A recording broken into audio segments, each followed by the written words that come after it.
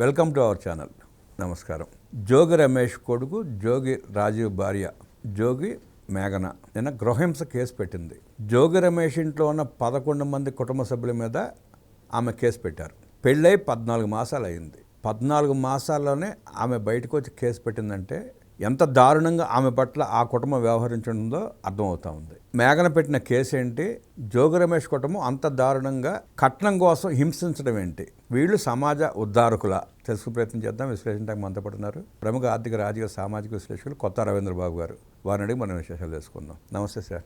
నమస్తే. జోగి రమేష్ ఒక రాజకీయ నాయకుడు, మాజీ మంత్రి, సమాజాన్ని బీసీ సామాజిక వర్గాన్ని నేనే ఉద్ధరించే అని చెప్పుకుని తిరుగుతూ ఉంటాడు.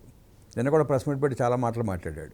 ఆ జోగి రమేష్ కొడుకు జోగి రాజీవ్, ఆ రాజీవ్ భార్య మేఘన, ఆమె నిన్న కేసు పెట్టింది, గృహహింస కేసు పెట్టింది. కుటుంబంలో ఉన్న 11 మంది నన్ను చిత్రవద చేస్తున్నారు, హింస పెడుతున్నారు, అదనపు కట్నం కోసం హింసిస్తున్నారంటే కేసు పెట్టింది ఆమె. ఆ కేసు ఏంటి, ఆ వివరాలు ఏంటి, 14 మాసాల్లోనే ఆమె బయటకు వచ్చి కేసు పెట్టాల్సిన పరిస్థితి ఎందుకు ఏర్పడింది అంటారు? ఇప్పుడు ప్రజాక్షేత్రంలో ఉండి మాజీ మంత్రిగా పనిచేసినటువంటి జోగి రమేష్ ఇప్పుడు వాళ్ళ కోడలు పెట్టిన కేసు మామూలు చిన్న విషయంగా చూడకూడదు. ఆయనకి గతంలో ఓట్లు వేసి గెలిపించుకున్న ఓటర్లు కానీ ఆంధ్రప్రదేశ్ రాష్ట్ర ప్రజలు కానీ సిగ్గుపడేట్టుగా వ్యవహరించారు ఆ కుటుంబ సభ్యులు అనేది ఇప్పుడు వెలుగులోకి వచ్చింది. ఇందులో డిఫరెంట్ యాంగిల్స్ ఉన్నాయి. మనం ఒకటి పొలిటికల్ యాంగిల్, 2 మానవీయ కోణం, 3వది లీగల్ యాంగిల్. ఇట్లా మనం పార్టీలకు అతీతంగా వీళ్ళు ఈ కుటుంబ సభ్యులు కానీ జోగి రమేష్ చేసిన ఈ పరిస్థితి మనం ఒకసారి విశ్లేషణ చేయవలసి వస్తే, ఈమెకి మీరు అన్నట్టుగా వాళ్ళ పెద్ద కొడుకుతో మేఘనాకి 2025 మే 28న వివాహం అయింది. పెళ్ళైన తర్వాత 1 మంత్, జస్ట్ 1 మంత్కే ఇంట్లో నుంచి హింసించి చంపబోయి బయటికి దొబ్బేశారు. 1 మంత్ మళ్ళీ బ్యాక్ వెళ్ళిపోయింది ఆమె కోదాడ పుట్టింటికి, వెళ్ళవలసి వచ్చింది, తరిమేశారు. ఎందుకు రీజన్ అంటే ఆమె చెప్పిన అలిగేషన్స్ నేను చెప్పేది అంటే పోలీసు వాళ్ళకి ఆమె ఇచ్చిన సమాచారం మీద నేను మాట్లాడుతున్నా. 5 కోట్లు అడిషనల్ కట్నం కావాలి అని హింసించారు. దానివల్ల ఓకే, హింసించటం ఒకటి, చంపే ప్రయత్నం చేయటం ఒకటి, 2. 3వది ఇవి జనరల్గా భార్యాభర్తలకి సంబంధించి భర్త ఒక్కడే చేశాడంటే కొంతవరకు మనం ఆలోచించవచ్చు, ఇంకేమన్నా రీజన్స్ ఉన్నాయా అని మనం ఆలోచన చేయవచ్చు. కానీ ఇక్కడ అభియోగాలు ఏంటంటే జోగి రమేష్, ఆ రమేష్ భార్య, పెద్ద కొడుకు, చిన్న కొడుకు, వాళ్ళ కూతురు ప్రియాంక, జోగి రమేష్ బ్రదర్ రాము వాళ్ళ వైఫ్, ఇట్లా మొత్తం కుటుంబం మొత్తం 11 పేర్లు పెట్టి నన్ను చంపే ప్రయత్నం చేశారని ఒక మహిళ రోడ్డు మీదకి వచ్చి పెళ్ళైన నెల రోజులకే ఇంటికి పంపించారు అని అంటే చిన్న విషయం అండి ఇది. అంటే సమాజానికి ఏం మెసేజ్ ఇస్తున్నావు? కోడల్ని టార్చర్ పెట్టి హింసించి వరకట్న వేధింపులకు గురి చేసినటువంటి ఒక ఫ్యామిలీ, ఒక వ్యక్తి రాజకీయాల్లో ఉండటానికి అర్హుడా అనేది ప్రధానమైన ప్రశ్న. ఇప్పుడు కేసు విషయాలు మనం ఒకసారి చూసినట్టయితే మొదలుగా ఈమె పెట్టిన అంశాల మీద మనం వివరణ తీసుకోవాల్సి వస్తే 3 రకాల డిఫరెంట్ చట్టాలు ఇక్కడ అప్లికబుల్ అవుతున్నాయి. ఒకటి BNS చట్టం, 2 గృహహింస అంటే డొమెస్టిక్ వైలెన్స్ యాక్ట్, 3వది ప్రొహిబిషన్ ఆఫ్ డౌరీ యాక్ట్. ఈ 3 రకాల చట్టాల ప్రకారం సెక్షన్స్ పెట్టే పరిస్థితి వచ్చింది. ఒకటి కాదు, ఇది చాలా స్ట్రాంగ్ అండి కేసు, లైట్గా తీసుకునే వ్యవహారం కాదు. అంటే ఫర్ ఎగ్జాంపుల్ BNSలో ఆమె చెప్పిన దాని మీద section 85, section 86, section 115, section 351, section 352 కింద కేసు పెట్టారు. ఒకటి. 2వది protection for women from domestic violence act 2005. ఈ యాక్ట్ ప్రకారంగా సెక్షన్ 18, సెక్షన్ 19, సెక్షన్ 20, సెక్షన్ 22 కింద కేసు పెట్టారు. ఇంతటి తాగల డౌరీ ఇచ్చినా తీసుకున్న నేరమే. డౌరీ ప్రొహిబిషన్ యాక్ట్ 1961లో సెక్షన్ 3, సెక్షన్ 4, సెక్షన్ 6 కింద కేసు పెట్టారు. దీంతో పాటుగా హత్యాయత్నం కూడా చేశారు కాబట్టి అదొక స్ట్రాంగ్ సెక్షన్ కూడా నమోదైంది BNSలో. సో ఈ కేసు లీగల్గా ఆలోచించినప్పుడు ఈ సెక్షన్స్ అన్నిటి మీద ఈ 11 మందిలో ఎవరి రోల్ ఏంటి, ఎవరు ఇంటెన్సిటీ ఎక్కువ ఉంది అనేది అప్రాప్రియేట్గా ఆ సెక్షన్స్ ఆ ఇండివిజువల్ నిందితులకు పెడతారు. ఇవన్నీ చూస్తే లీగల్ యాంగిల్గా సుమారుగా 5 సంవత్సరాల వరకు శిక్ష పడే సెక్షన్స్. ఇవన్నీ సీరియస్ మ్యాటర్ ఇది. అంటే ఎవరి మీద ఏ సెక్షన్ ఇంటెన్సిటీ అనేది దర్యాప్తులో తేలుతుంది, ఎందుకంటే డాక్యుమెంట్స్ ఎవిడెన్సెస్ ఉంటాయి కాబట్టి. సో వీళ్ళు ఇంతకు ముందు జోగి రమేష్ ఫ్యామిలీ నేపథ్యం మనం ఒకసారి చూసుకుంటే రాజకీయ పరంగా ఒకసారి విశ్లేషణ చేయవలసి వస్తే, ఈ రాజీవ్ జోగి రమేష్ కొడుకు ఎవరైతే ఉన్నారో అగ్రిగోల్డ్ భూముల్ని అక్రమంగా ఆక్రమించుకొని అమ్మేసుకొని లబ్ధి పొందాడు అన్న కేసులో జైలుకి వెళ్ళొచ్చి బెయిల్ మీద బయటకు వచ్చాడు. ఆ చరిత్ర ఉంది. మరి జోగి రమేష్ విషయం మనం చూసుకున్నట్టయితే మీరు అన్నట్టుగానే తమ్మళ్ళపల్లె దగ్గర కల్తీ మద్యం తయారు చేసే ఒక దుకాణాన్ని పెట్టుకొని ఒక వ్యాపార సామ్రాజ్యాన్ని విస్తరించుకొని ఎంతమంది వాళ్ళకి మద్యం తాగే వాళ్ళకి అనారోగ్యానికి కారణమయ్యాడో మనకు చూసాం. ఇది కాకుండా గతంలో చంద్రబాబు నాయుడు గారి ఇంటిపైన దాడి చేసిన వ్యవహారంలో ఈయన ఉన్నాడు. ఆ పెర్ఫార్మెన్స్ చూసి ఆయనకి మంత్రి పదవి ఇచ్చారు, అది వేరే విషయం. ఇక నెక్స్ట్ పాయింట్ మనం చూసినట్టయితే జగన్ రెడ్డి గారు ఏ విధంగా అయితే మహిళల పట్ల వ్యవహరిస్తున్నాడో యథా రాజా తదా ప్రజ, ఈ అనుచర వర్గం మాజీ మంత్రులుగా చెప్పబడుతున్న వాళ్ళు అదే బాటలో వెళ్తున్నారా అని అనుమానం వస్తుంది. తల్లిని చెల్లిని ఇంట్లో నుంచి గంటేసిన జగన్ రెడ్డి గారు ఆయన దగ్గర పనిచేసిన జోగి రమేష్ కోడల్ని బయటికి దొబ్బేశాడు.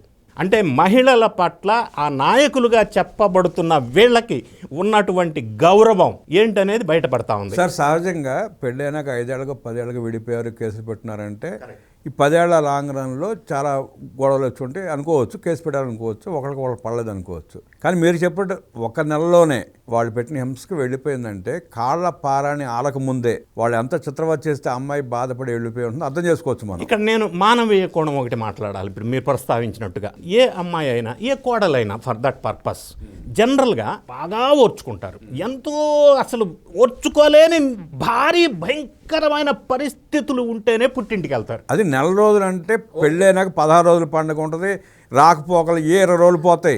రెండోది మీరు చెప్పినట్టుగా నెల రోజులు. మూడో పాయింట్కి వస్తాను నేను. భార్యాభర్తల మధ్య విభేదాలు అని అనుకుంటే మరి కుటుంబ సభ్యులు 11 మంది ఎందుకు ఇన్వాల్వ్ చేస్తారు? ఆ భార్యాభర్తల వ్యవహారం కాదు ఇది. అడిషనల్గా 5 కోట్లు కట్నం కావాలని డిమాండ్ చేశారని ఆమె చెప్తుంది. అంటే ఇప్పుడు భార్యాభర్తల మధ్య జరిగిన అంటే లొల్లి కానీ పంచాయతీ కానీ మిస్అండర్స్టాండింగ్ కానీ కాదు. కుటుంబం మొత్తం కలిసి అమ్మాయిని హింసించారు. కలిసి హింసించారంటే ఆ కుటుంబం మెంటాలిటీ ఏంటి, మానవత్వం ఎక్కడ వచ్చింది, మహిళల మీద గౌరవం ఎక్కడ ఏడ్చింది వీళ్ళకి, అది ఒకటి. రెండోది పదవి పోయిన తర్వాత జరిగినటువంటి ఈ ఘటన. అదే పదవి ఉంటే దీన్ని మేనేజ్ చేసి ఉండేవాళ్ళ? కేసే బుక్ అయ్యేది కాదు కదా. రెండో అంశం, ఆమె ధైర్యంగా ఇప్పటికీ బయటకు వచ్చి కేసు పెట్టింది. మూడో అంశం, ఇప్పుడు జగన్మోహన్ రెడ్డి గారు ఫ్రెష్గా బయటికి వచ్చేసి అన్యాయంగా అక్రమంగా ఎవరి మీద కేసులు పెడితే ఓదారుస్తాడు. మరి ఇప్పుడు జగన్మోహన్ రెడ్డి గారు ఈరోజు ఈ సంఘటనలో బాధితురైన మేఘనని ఓదారుస్తాడా? దానికి కారణమైన జోగి రమేష్ కుటుంబాన్ని ఓదారుస్తాడా? ఏం మెసేజ్ ఇస్తున్నారు సమాజానికి జగన్ రెడ్డి గారు, జోగి రమేష్ లాంటి వాడు? ఇక్కడ మనం చూస్తే సిదిరప్పలరాజు కొడుకు ఒక బీసీ బిడ్డని యాక్సిడెంట్గా చంపేస్తే సిదిరప్పలరాజు వెళ్ళి ఆ కేసును తారుమారు చేసి తన కొడుకు స్థానంలో ఇంకొక బిడ్డని ప్రవేశపెట్టి కేసును మాఫీ చేసే ప్రయత్నం చేస్తే జగన్మోహన్ రెడ్డి వచ్చి సిదిరప్పలరాజును సమర్థిస్తూ మాట్లాడాడు. ఇంత జరిగిన తర్వాత రేపు కూడా జోగి రమేషే కరెక్ట్, జోగి రమేష్ కొడుకు రాజీవే కరెక్ట్, ఆ పిల్లే దుర్మార్గురాలని చెప్పగల దుర్మార్గుడు కూడా జగన్ రెడ్డి. ఇంత జరిగిన తర్వాత మరి జగన్ రెడ్డి గారు దానయ్య కుటుంబాన్ని ఎందుకు ఓదార్చలేదు? ఓదార్చడు. మరి అది కదా పూర్ ఫ్యామిలీ కదా, చనిపోయింది వాళ్ళు కదా, బాధితులు వాళ్ళు కదా. అంటే పూర్ ఫ్యామిలీ కాబట్టి అతని వల్ల ఆ కుటుంబం వల్ల జగన్ రెడ్డికి ఉపయోగం లేదు కాబట్టి సిదిరి అప్పలరాజు లాంటి దుర్మార్గుడిని కాపాడుకుంటే 4 ఓట్లు వస్తాయి, తద్వారా లబ్ధి పొందొచ్చిన ఉద్దేశంతో రాజకీయ ప్రయోజనాలు ఆలోచించే తప్ప అవతల పేదవర్గం పేద కుటుంబం అన్న సోయి జగన్ రెడ్డికి ఉండదు. ఇప్పుడు ఆశ్చర్యకరమైన విషయం ఏమిటంటే జగన్ రెడ్డి గారి భాషలో చెప్పాల్సి వస్తే ఇప్పుడు ఆయన ఫ్రెష్గా మళ్ళీ వచ్చేసి జోగి రమేష్ గారిని ఓదార్చడమే కాకుండా ఆయన ఏం మాట్లాడబోతాడో మనకు కూడా తెలుసు. ఒక బీసీ బిడ్డ మీద కేసు పెడతారా? ప్రభుత్వాన్ని ప్రశ్నిస్తే కేసు పెడతారా? అరే ఆ మహిళ చేత కేసు పెట్టిస్తారా? అక్రమంగా కేసు పెడతారా? ఈ మాటలు మాట్లాడతాడు. అంటే సభ్య సమాజం చూస్తున్నారు, వింటున్నారు, తెలుస్తున్న ఈ విషయాలు. ఇటువంటి సందర్భాల్లో కూడా మరి జగన్ రెడ్డి గారే అలా ఉంటే జోగి రమేష్ ఇలా ఉండక ఎలా ఉంటాడు? అలానే ఉంటారు, ఆ బ్యాచ్ అంతా అలానే ఉంటారు. సమర్థిస్తాడు ఈయన అంటే ఇక అంతకంటే దారుణమైన నీచమైన నికృష్టమైన రాజకీయ నాయకులు ఇంకొకరు ఉంటారా? అసలు రాజకీయాల్లో వీళ్ళు ఉండటం అవసరమా? ఉండకూడదు, రాష్ట్రంలోకి రానివ్వకూడదు, మళ్ళీ ఎలక్షన్ అనే పేరు ఎత్తకుండా ప్రజలు తరిమి కొట్టాలి. సరే, ఇక్కడ మనం ఇంకో కోణం చూస్తే సిదిరి అప్పలరాజు కొడుకు ఇరుక్కోవడానికి ప్రధాన కారణం జగన్మోహన్ రెడ్డి స్టేట్మెంట్. అతను మాట్లాడిన తర్వాతే ఇదంతా వెలుగులోకి వచ్చిన కేసు అంతా తారుమారైపోయి సిదిరి అప్పలరాజు కొడుకు వాళ్ళు లోపల ఉన్నారు. జైల్లో ఉన్న సిదిరి అప్పలరాజుని ఇంతవరకు పలకరిస్తారు జగన్మోహన్ రెడ్డి వెళ్ళి. పిన్నెల్లి రామకృష్ణారెడ్డి ఎలక్షన్ టైంలో ఎలక్షన్ కమిషన్ మీద దౌర్జన్యం చేసి ఆ బాక్సులు పగలగొట్టి సబ్ జైలు ఉండి పలకరించి వచ్చాడు. కాకాని గోవర్ధన్ రెడ్డి కేసులు ఎరుక్కుంటే వెళ్ళి పలకరించి వచ్చాడు జైలుకి, సబ్ జైలుకి వెళ్ళి వచ్చి. అట్లాగే విజయవాడ సబ్ జైల్లో ఉన్న కొంతమంది నాయకులు మాత్రం పలకరించాడు. ఇది సెలెక్టివ్గా. ఏ బీసీ నాయకుడు దుర్మార్గుడు కావచ్చు, దుష్టుడు కావచ్చు, ఏ నేరమని చేయొచ్చు, అలాంటి మాత్రం ఇంతవరకు పలకరించాడు జగన్మోహన్ రెడ్డి సబ్ జైలుకి వెళ్ళి. అంటే ఇక్కడ మీరు అన్న దాంట్లో సునిశ్చితంగా పరిశీలించినట్టయితే జగన్మోహన్ రెడ్డి ఒకటి అన్యాయాలు, అక్రమాలు, దౌర్జన్యాలు చేసిన వాళ్ళకి అండగా ఉంటాడు, నంబర్ 1. నంబర్ 2 ఏంటంటే ప్రతిసారి అరెస్ట్ జరిగినా, కేసు పెట్టినా కులం కార్డు ఒకటి తీసుకొస్తాడు. సెలెక్టివ్గా చూసుకుంటాడు మళ్ళీ. మూడోది ఎవరైతే లిక్కర్ స్కామ్ లాంటి స్కామ్స్లో జైల్లో ఉన్నారో వాళ్ళని పరామర్శించడం మీరు గమనించినట్టయితే. అంటే కొన్ని సటన్ సెలెక్టివ్ కేసు వాళ్ళని కూడా పరామర్శిస్తే ఆ సబ్జెక్ట్కి వెళ్తే లింక్ సెట్ అయిపోద్ది అన్న ఉద్దేశంతో భయపడి వెళ్ళా అంతే. అది ఈయన మెడకి చుట్టుకుంటుంది అని ఇప్పుడు చుట్టుకుంటుంది. కానీ అది అటువంటి చేయలేదు. మరి లిక్కర్ స్కామ్లో వెళ్ళిన వాళ్ళని పరామర్శించాల కదా. అయితే ఇప్పుడు మీరు అన్నట్టుగా సీదిరి అప్పలరాజు విషయంలో కేసు అంతవరకే పరిమితమైన సందర్భంలో ఆయన మీడియాకు వచ్చి దాన్ని పెద్ద లైమ్ లైట్లోకి తీసుకొచ్చాడు. ఆ దెబ్బతో అది ఇంకా స్ట్రాంగ్ అయిపోయింది. సరే అరెస్ట్ చేశారు, అది వేరే విషయం. నెక్స్ట్ జరిగేది ఏంది, ఈయన చేసింది ఏంటి, కులం కార్డు తీశాడు. అక్కడ మత్స్యకారులు అన్నాడు, డాక్టర్ అన్నాడు. అసలు అది కేసుకి దానికి సంబంధం ఏంటి? సంబంధం లేని అసలు అసందర్భ ప్రాలాపన పెట్టడం జగన్ రెడ్డి స్పెషాలిటీ. ఆయనకు అక్కడ ఏదో ఎంకి పెళ్లి చూపిస్తావు అన్నట్టు ఆయనకి దెబ్బ కొట్టింది. సరే ఆయన ఇన్వాల్వ్ చేశాడు. ఇంకా నెక్స్ట్ ఏం చేయబోతాడంటే ఆయనకి లీగల్ ఎయిడ్గా పొన్నవోలు సుధాకర్ని పెట్టాడు అనుకోండి, ఇక ఫిక్స్డ్, బెయిల్ రాదు, ఇక ఫిక్స్డ్. ఆయన బ్రాండ్ అందరికీ తెలుసు ఆంధ్రప్రదేశ్లో. సో అది చేస్తాడు. మరి ఇప్పుడు వేచి చూస్తుంది, నేను ఎక్స్పెక్ట్ చేస్తుంది ఈ జోగి రమేష్ విషయంలో జగన్ రెడ్డి గారు ఇప్పటికే స్పందించి ఉండాల్సింది. మహిళల పట్ల ఆయనకి గౌరవం, మర్యాద ఉంటే ఎందుకు స్పందించలేదు? స్పందించాలా, పార్టీ నుంచి తగిన యాక్షన్ తీసుకోవాలా.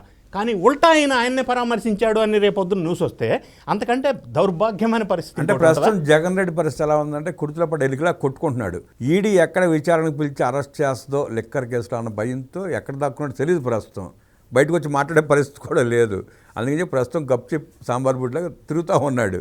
అండర్ గ్రౌండ్లో ఉన్నాడు. ఉన్నా కూడా జనరల్గా సోషల్ మీడియాలో ఒక మెసేజ్ అయితే పెడతాడు ఇటువంటప్పుడు. కానీ అది దేనికి దారి తీస్తుంది అనేదే ఇప్పుడు కొంత ఆశ్చర్యంగా మనం ఎదురు చూడాల్సినటువంటి అంశం. ఎందుకంటే దాని ప్రభావం వల్ల జగన్ మీద ఏ భావం వస్తుంది, జోగి రమేష్ మీద ఏ ప్రభావం పడుతుంది అనేది ఇంపాక్ట్ కూడా ఉంటుంది అనేది మనం ఆలోచన చేయాల్సిన అవసరం. నిన్న విచిత్రంగా సార్ సీదిరి అప్పలరాజుని అరెస్ట్ చేసినప్పుడు భార్య కంట కన్నీరు కాల్చిందని చెప్పి వైసీపీ మహిళామణులు వాళ్ళు కూడా విపరీతంగా ఏడ్చేశారు. పాపం మా అప్పలరాజు భార్య ఏడ్చింది, మేము ఎందుకు ఏడవకూడదు అన్నట్టు నటించి బాగా ఏడ్చారు. ఇవాళ ఇంకొక మహిళగా అన్యాయం చేశాడు జోగి రమేష్. మరి ఆమెని మద్దతుగా నిలబడుతున్న మహిళా లోకం, లేదంటే మా జోగి రమేష్ చేసిన కరెక్టే, మా పార్టీలు ఎట్టాగా వ్యవహరిస్తాం, మీరు కట్నాలు తేవాల్సిందే, మా మాటని పోతే మిమ్మల్ని చంపేస్తాం అన్న జోగి రమేష్ సమర్థిస్తుందంటారా? ఒకటి అనుచరులు బాస్ ఏ లైన్ తీసుకుంటే ఆ లైన్ తీసుకుంటారు. ఎందుకంటే ఆయన కళ్ళల్లో ఆనందం చూడటం కోసం. ఇప్పుడు ప్రధానంగా వీళ్ళందరూ వెయిట్ చేస్తుంది ఏంటంటే జగన్ గారు ఏ లైన్ తీసుకుంటారు అనేది బహుశా వెయిట్ చేస్తుండొచ్చు. కానీ అక్కడ జగన్మోహన్ రెడ్డి గారు సీదిరి అప్పలరాజు విషయంలో కూడా దానయ్య కుటుంబాన్ని కూడా పరామర్శించి ఉంటే, అక్కడ ఏదన్నా ఆర్థిక సహాయం కూడా ఇచ్చి ఉంటే, లేదా ఆర్థిక సహాయం ఇవ్వండి అని డిమాండ్ చేసి ఉంటే బెటర్ స్టాండ్ అవుతుండే కదా. బెటర్ స్టాండ్ అంటే ఆర్థిక సహాయం ఎవరు ప్రకటించాలని డిమాండ్ చేయాలంటే, అంటే ఇప్పుడు మీరు ఫర్ ఎగ్జాంపుల్ చెప్తా అండి, అంబటి రాంబాబు గారి చేత సాయి అని అతనికి 20 లక్షలు ఇప్పించాడుగా. అక్కడ కులకోళం చూసుకున్నాడు. ఆ కుల వల్ల అడ్వాంటేజ్ వస్తుందేమో అనుకున్నాడు.